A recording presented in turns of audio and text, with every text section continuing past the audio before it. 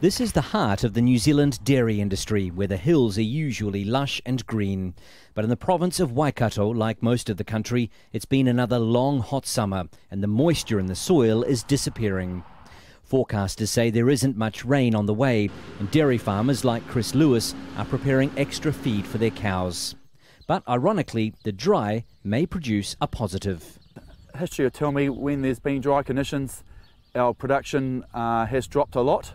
The market has reacted by increasing the price.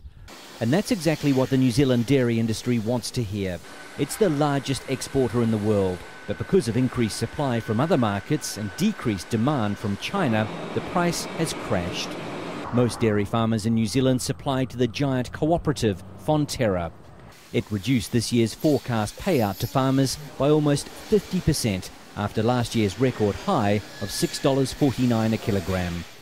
There's a feeling among farmers in New Zealand that most of them can absorb one bad year, but not two in a row. So now everyone's looking to the future to try to predict exactly where the global dairy industry is headed.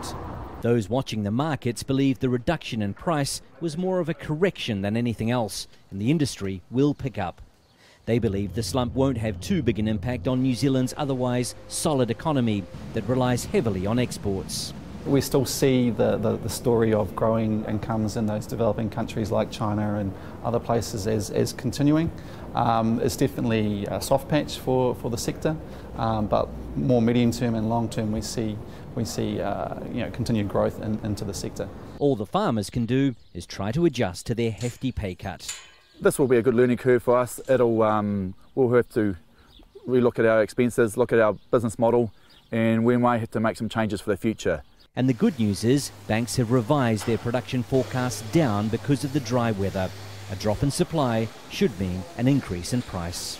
Wayne Hay, Al Jazeera, Waikato, New Zealand.